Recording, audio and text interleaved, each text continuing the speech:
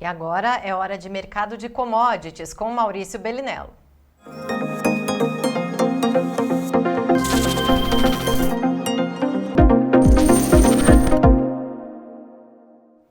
Professor Maurício, boa tarde. Fala, João, boa tarde a todos. Muito bem, vou pedir para o Gleidson colocar em tempo real os preços das bolsas, porque o destaque é petróleo, depois nós vamos falar também de dólar, que são especialidades suas, né, que você é um operador de mercado. E, lembrando, vamos passar primeiro, a soja está perdendo 0,79, já perdeu até mais, está perdendo pouco agora, 9,88, o milho perde mais de 1%, 4,15, o trigo perde 2,31, hein, que perda firme. Se você tiver informação para comentar, 5,67 dólares por bushel do trigo perdendo forte. O café, na contramão, subindo 1,23%, apesar da florada, ou seja, é aquilo que você já disse, não tem café, 248,48 cents de dólar para o café arábica negociado lá em Nova York. É contrato ser de Colômbia, né? Mas é o café brasileiro, né? Enfim, açúcar, 0,45 de queda, 22,10, é o contrato número 11 do açúcar. O algodão perdendo forte, 1,16 a 70,79 cents. E o petróleo, praticamente 2% de alta, a 71 dólares e 60. Ouro também levemente em alta. Como é que está o câmbio, Gleidson? Por favor. O câmbio 5,69 chegou a 5,72. Depois desceu para 5,66. Mas vamos começar pelo petróleo, professor, que é o que puxa, né? Que é a mãe de todos os preços. Isso. Petróleo é mãe? É a mãe. Ou o pai, sei lá. Tanto faz. Mas está subindo, eu tá, nunca que puxa, sei. Eu sei que um é o petróleo e o outro é o cobre. Né? Um é o pai e a outra é a mãe. Eu não sei, eu não entendo de parentesco, mas no caso eu sei que um é um e o outro é outro. DNA, né? Mas que está puxando, tá, né, professor? Por que está puxando? Então, ele está puxando, mas ele está volátil, na verdade, né, João? Porque ele está puxando hoje, mas ontem mesmo, ele caiu mais de 1% também. Essa faixa do 71, que ele está agora 72, é uma faixa que ele está enroscado, João, mas vai fazer assim muitos meses mesmo, faz uns 4 meses. E até faz parte do movimento desse fundo, porque lembrando, o topo do petróleo está perto dos 90, 85, né? Que foi uma faixa que a gente viu muito no ano passado. Nesse ano quase não vimos, na verdade. Né? Então essa faixa de 71, até historicamente, é um preço relativamente baixo para o petróleo. Né? Um preço que vem se arrastando desde o Covid, na verdade, como fundo de petróleo. Então nesse momento, com o mercado lento, né? Demanda nos Estados Unidos meio baixa, a China também não está acelerando tanto ainda, ele está ali, né? Fica volátil, sobe 2, cai 2, sobe 2, cai 2, mas fica nesse jogo assim, mas rompeu os 80, que é a grande... Se ele romper os 80, aí a gente está falando realmente de uma pressão mais importante. Mas, por enquanto, entre 66, 68 e 80, que dá uns 20% mais ou menos, é uma faixa bem normal para o petróleo oscilar. Não vejo nada de grande novidade nele não, João. Por que a gente está dando foco para o petróleo, para um programa de produtores de grãos, principalmente, né? Porque a soja, o milho, o boi depende do petróleo, né, professor? Todo mundo depende, tudo depende, né, João? A gente tem fertilizantes originários dele ou do gás natural, por exemplo, no caso dos nitrogenados, todos eles vêm do gás natural quase.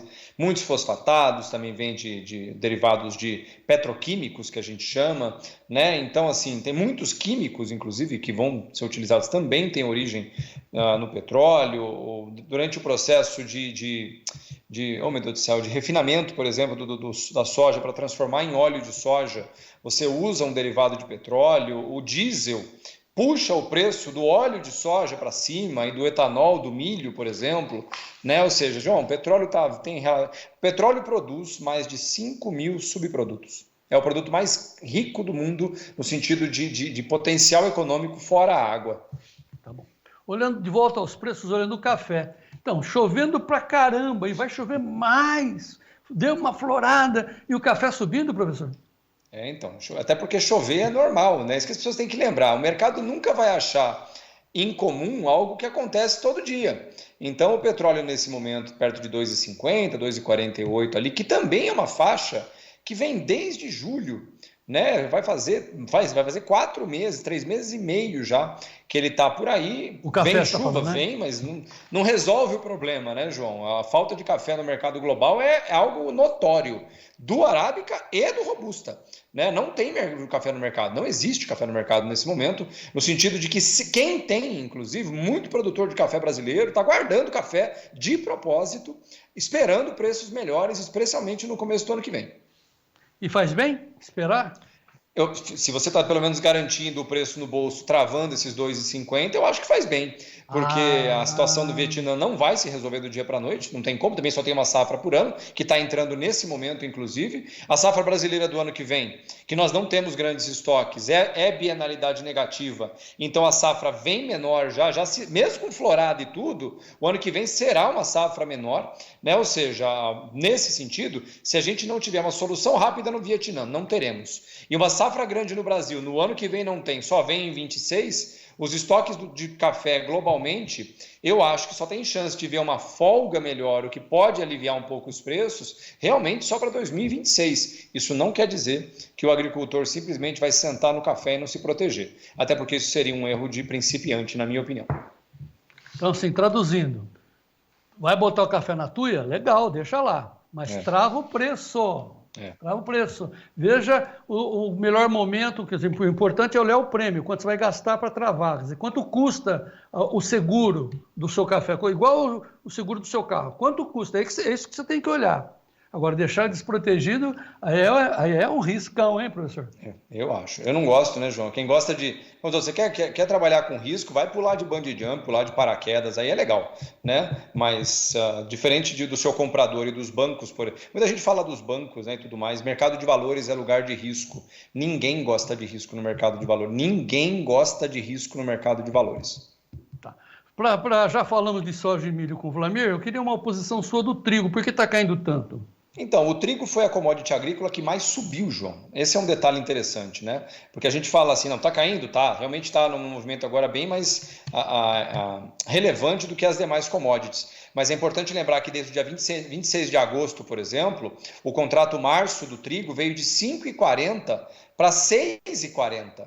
Ele subiu quase 20%, muito mais do que qualquer outra commodity. A soja, por exemplo, no contrato março foi de 10 para 11, subiu 10%, metade do que subiu o trigo.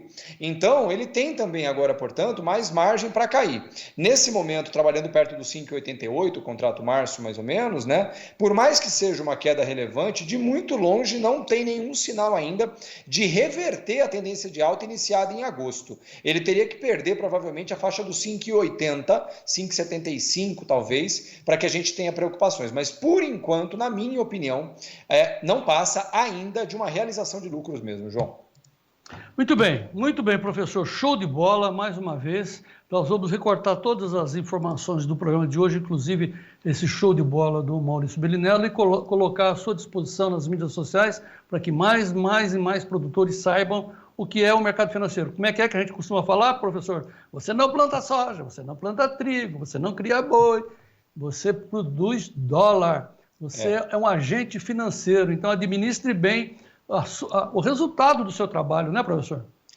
João, e detalhe, né? Eu tive uma conversa, quase uma discussão, mas uma discussão proveitosa, né, com um produtor, que ele falou assim, não, mas eu vendo trigo mesmo. Eu falei, você pode até, e ele é produtor de trigo, inclusive, no Rio Grande, né? Eu falei, você pode até achar que você vende trigo, mas o seu comprador compra dólar.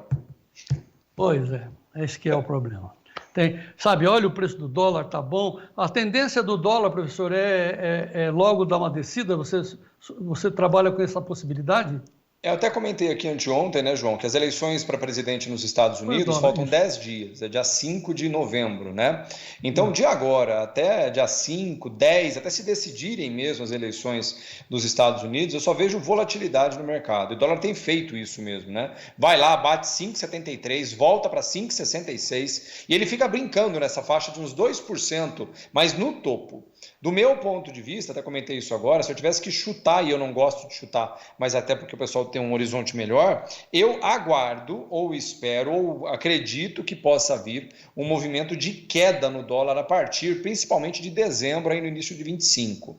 Porém, independente disso, Estamos com dólares travados em topo e com bastante dólar ainda a travar, porque no final das contas, depois das eleições de presidentes nos Estados Unidos, devem começar a passar lá, aqui também, né, muitas medidas historicamente impopulares que são colocadas após as eleições. Né? Então, isso para conter gastos, principalmente, e isso provavelmente deve mudar um pouco o sentido das coisas. E eu pessoalmente acredito, se o histórico nos Estados Unidos e no Brasil se mantiver no histórico que foi realizado nos últimos 25 anos, essas medidas impopulares de aumento de impostos e aumento de arrecadação tendem a pressionar o dólar para baixo. Que legal. Muito bem contribuído mais uma vez a sua participação aqui, viu, Maurício? Muito obrigado, viu, professor? Sempre bom final um prazer, de semana. João. Estamos entre amigos. Para você e para sua família, bom final de semana. Até segunda. Vamos em frente. Se Deus quiser. Ótima tarde a todos e ótimo final de semana.